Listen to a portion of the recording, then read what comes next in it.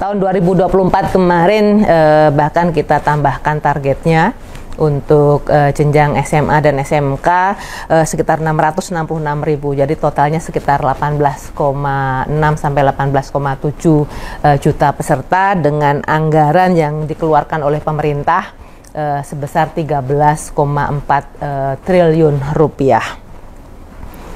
Kita menggunakan data yang disediakan oleh Kementerian Sosial dan juga oleh yang sekarang Kementerian Koordinator Pemberdayaan Masyarakat untuk data pensasaran percepatan penghapusan kemiskinan ekstrim. Kalau yang dari Kemensos adalah data terpadu kesejahteraan sosial.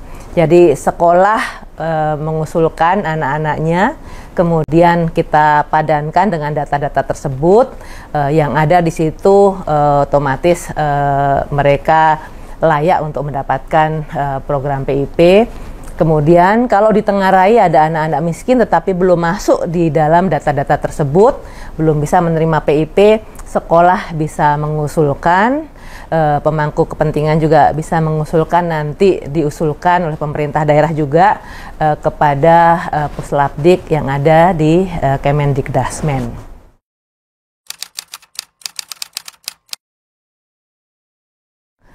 Kalau cakupannya semua jenjang untuk jenjang pendidikan dasar dan menengah, jadi kalau yang ada di bawah Kementerian Pendidikan Dasar dan Menengah mencakup SD, SMP, SMA, dan SMK.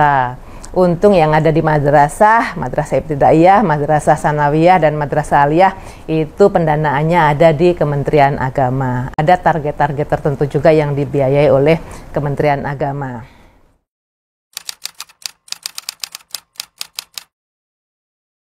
Kalau mekanisme pencairan itu sebenarnya sudah jelas ya, tertuang di dalam peraturan Sekretaris Jenderal Kementerian, yang intinya adalah dana atau bantuannya itu langsung diberikan ke rekening masing-masing siswa. Jadi siswa yang bisa mengambil dana tersebut. Tapi ada dispensasi untuk pencairan untuk dilakukan oleh sekolah, oleh kepala sekolah jika anak-anak itu belum layak hukum, usianya belum mencukupi untuk memiliki mengambil sendiri, itu bisa dilakukan secara kolektif oleh sekolah dengan surat kuasa, baik itu kuasa oleh siswa maupun oleh orang tua, apalagi yang tempatnya ada di daerah tertinggal yang di situ belum ada perbankan. Tetapi kami sampaikan juga bahwa tidak perlu untuk menarik iuran dari siswa untuk mengambil dana tersebut. Bukannya tidak perlu, tidak boleh bahkan untuk mengambil uang dari anak-anak. Tetapi sekolah bisa mengambil dari dana BOS untuk operasional ketika nanti kepala sekolah atau guru ditugaskan untuk mencairkan dana ke misalnya ke kecamatan yang ada banknya. Itu dimungkinkan mengambil dana dari dana BOS tersebut.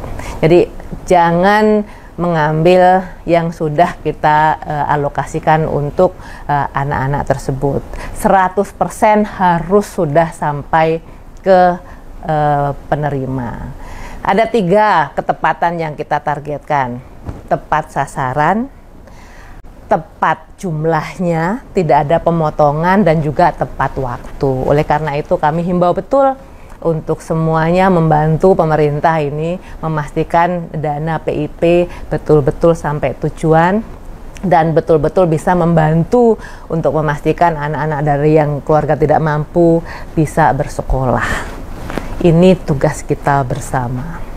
Kalau ada ternyata di bawah temuan-temuan seperti yang kemarin ada di media sosial ya, kasus-kasus, mohon juga dapat dilaporkan kepada kami. Tentu kami juga punya tim yang nanti akan melakukan pengecekan ke lapangan, melakukan investigasi lebih lanjut.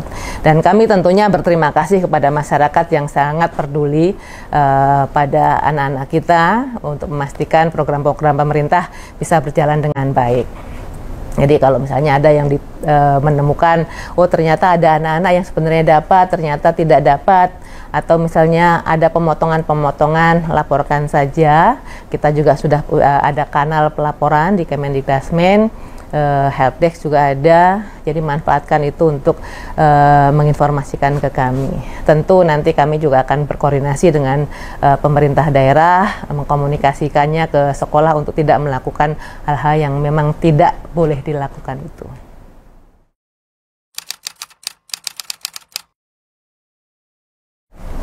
Kalau peruntukannya jelas itu untuk keperluan pribadi.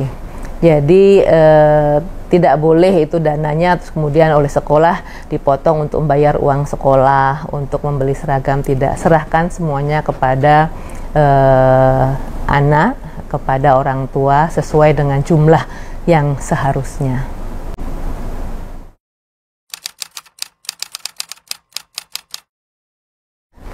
Kalau ditanya hukuman apa yang akan diberikan bagi oknum kepala sekolah atau guru yang melakukan penyelewengan dana PIP, tentu berdasarkan pengaduan masyarakat atau dari yang lain, Kemendikdasmen berkoordinasi dengan Inspektorat Daerah dan juga Dinas Pendidikan untuk turun ke lapangan untuk menggali data dan informasi apa yang terjadi sebenarnya. Kemudian jika ditemukan bukti bahwa kepala sekolah terbukti melakukan penyelewengan, maka kepala sekolah diminta untuk mengembalikan dana tersebut, mengembalikan kepada yang berhak, ya, kepada siswa-siswa penerima, dan selanjutnya Pemda terkait direkomendasikan untuk memberikan sanksi kepada pihak-pihak yang melakukan penyelewengan tersebut. Ada beberapa kasus memang di beberapa daerah yang sudah masuk ke aparat hukum. Kalau memang terjadi demikian, kita serahkan lebih lanjut prosesnya di aparat penegak hukum.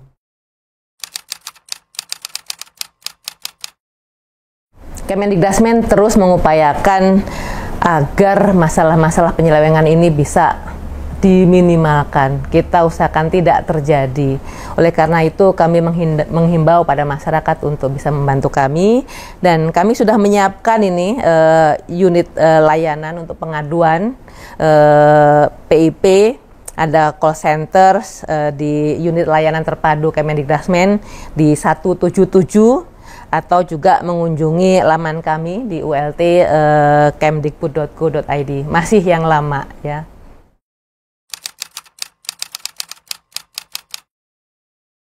Tentu saja sosialisasi yang lebih masif akan terus kami lakukan, dan kami minta bantuan nih teman-teman semuanya, Bapak Ibu, public figure, influencer, untuk membantu menyiarkan bagaimana supaya program ini bisa menjadi semakin bermanfaat untuk masyarakat, termasuk untuk memastikan bahwa sekolah-sekolah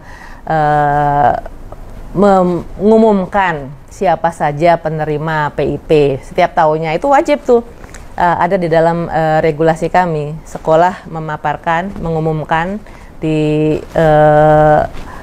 sekolahnya siapa saja penerimanya, supaya anak-anak tahu dan kemudian nanti mengaktifasi akun-akun banknya gitu. Dengan mengaktifasi, uangnya bisa digunakan. Kalau tidak teraktivasi dalam sampai batas tertentu, uang itu akan dikembalikan kepada kas negara. Sayang, uang yang sudah dialokasikan kepada anak-anak yang jelas-jelas diusulkan dan jelas-jelas berhak, ternyata tidak dapat dimanfaatkan untuk membantu mengurangi beban pembiayaan sekolah mereka.